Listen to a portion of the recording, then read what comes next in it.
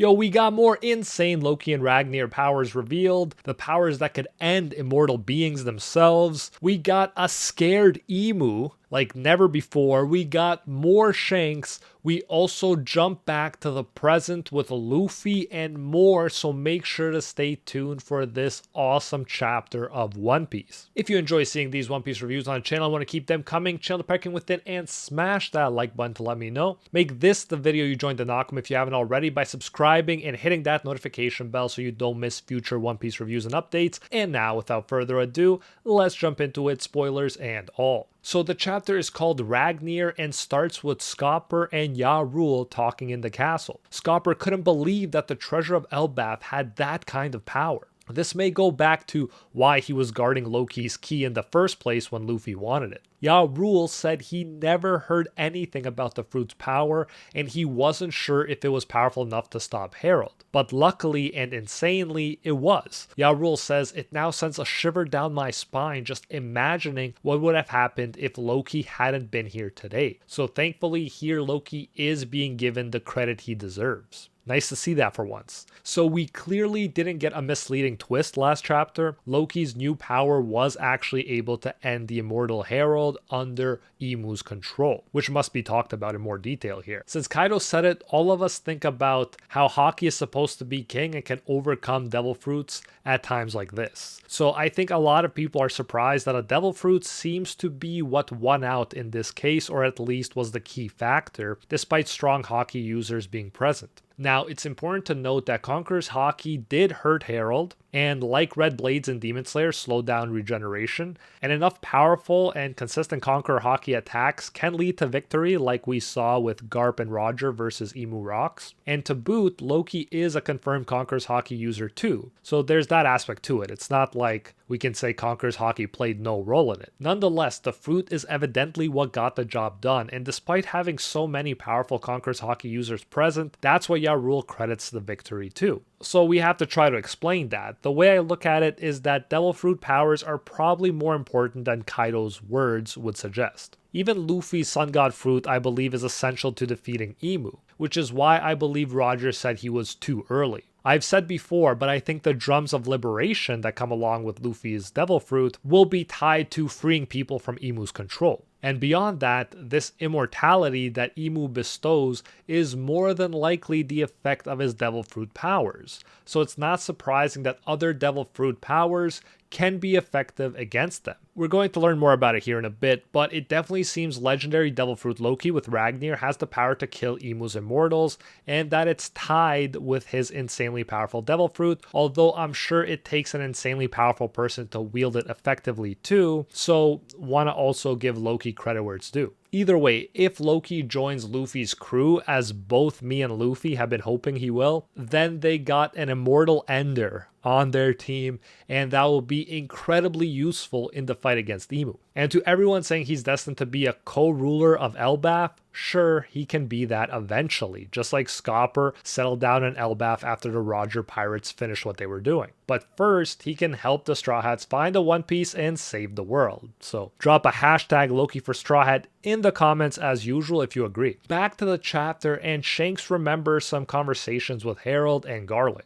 With Harold, he remembers how hopeful the Giant King was that the dawn of Elbaf will arrive once he, Harold, joined the ranks of the Knights of God. He also remembers Garling, his father, actually being nice to him in the Holy Land in his own messed up way, saying if there is anything you want, just say it. It will be yours, my poor child. What a chained life you must have led up until now. Forget all about below. Those who live down there aren't human. Thinking about the way his father spoke and about how Emu used Harold, Shanks grabs his arm with the Covenant in frustration and anger. It's becoming more and more clear why he let the sea monster eat his marked arm in chapter 1 of the series, and it's coming to the point where Oda might be overdoing it honestly, but still, I like that he's explained that. Scopper is the one that goes to him and tries to calm him down, saying he will certainly have a role to play in the future. We even see a heartwarming panel of Scopper hugging Shanks, which makes sense in the context that he views him as his own son, as he said in a previous chapter. It's really cool too that Oda is giving us all this Shanks characterization and vulnerability, since in the present, he always seems so composed. We then see a sad double page of Loki beside Harold's body,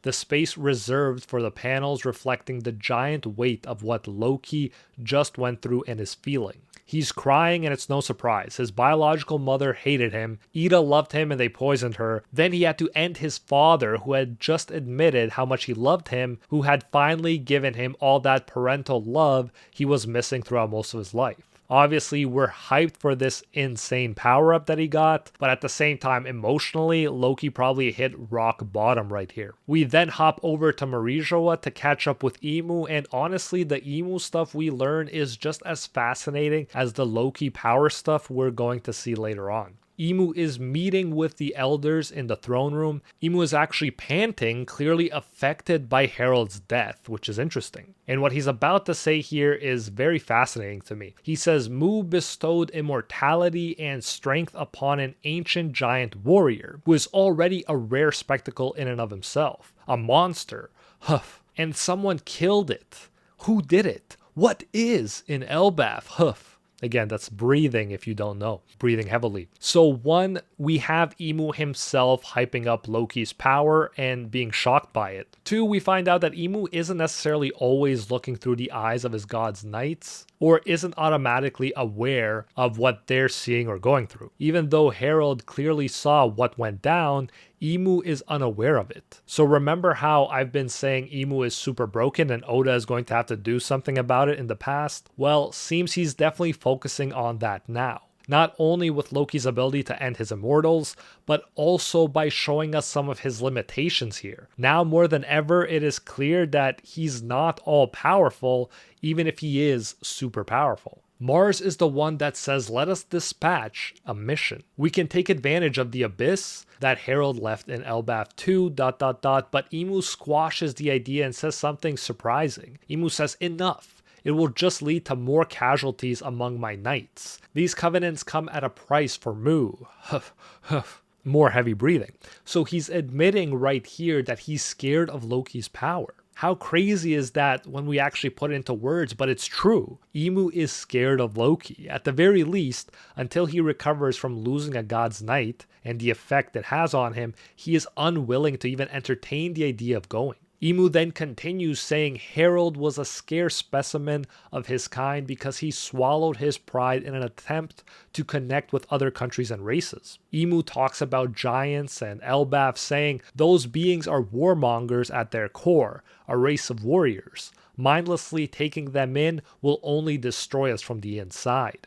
A king of Elbaf from the race of ancient giants who would agree to partake in the covenant, a man almost too good to be reality. He is a man that is better off never born. For the sake of Elbaf as well, Mu supposes history never lies. We are never meant to work hand in hand. Never forget, Elbaf is the quote-unquote. So we know these are seen as enemies of Imu and the powers that be. Obviously, Luffy is one, and here Imu seems to be admitting that this was fated to happen because the giants from Elbaf are aka destined to be against him as well. Or at least that's the way I'm reading it. I assume he doesn't mean that the island has a will of its own and is against him, but who knows with One Piece. Back in Aoru's castle, Loki decides to go out to sea along with surviving soldiers, hoping to use his power to avenge Harold. Yaoru tries to stop them, but Loki doesn't listen and leaves the castle with giant soldiers. This is where the flashback finally ends, and let's take a second to appreciate what a crazy flashback it was with rocks, Elbaf's legendary devil fruit, and everything else. But yeah, it also makes perfect sense why Loki went out to sea. Who wouldn't want to get revenge in this situation? It seems like every action Loki takes can be explained perfectly, even though everyone always misjudges him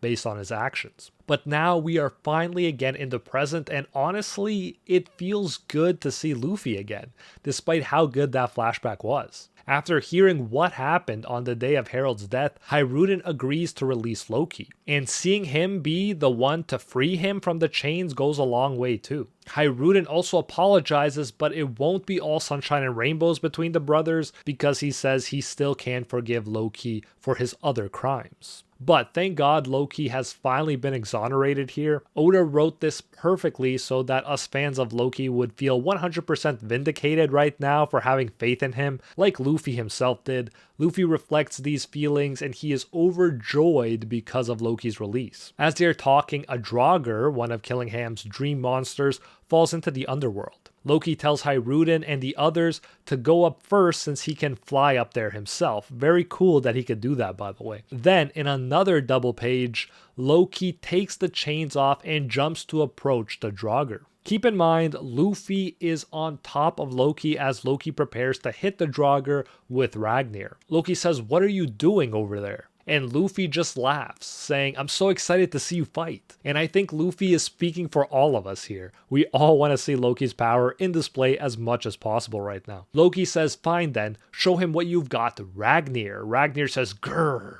So cool to see him chiming in there. They make a great team, I must say. This also may imply that this specific power we are about to see may be attached to Ragnar's mythical zone versus Loki's. Crazy to have two mythical zone users working in unison like this when you think about it. Then in an epic double page, Loki hits the Draugr with Ragnar, who releases an ice power that freezes the Draugr. Luffy is stunned by Loki's power, which is not easy to do. Luffy's seen a lot after all. Loki calls the move Origin World, and Luffy is like, "What the?" But I think that is a perfect ability for a hammer to have. You can freeze anything even this big, think about how huge this is, and then shatter it to pieces with the force of the hammer itself. Plus, mythical zones are the best because they can have multiple cool powers like this. It doesn't have to be one element or anything. So I think there's a lot more Loki and Ragnar greatness to look forward to for sure. Let me know how you enjoyed this chapter in the comments below and why you think Loki's Devil Fruit is capable of ending Imu's immortals. What about it makes it like that? Do you think that Loki is too overpowered at this point, or do you just love to see him crushing it? If you enjoyed this video, then YouTube says you'll also like this one, link on screen right now. Like and subscribe for more One Piece chapter reviews and updates, and I'll see you in the next one.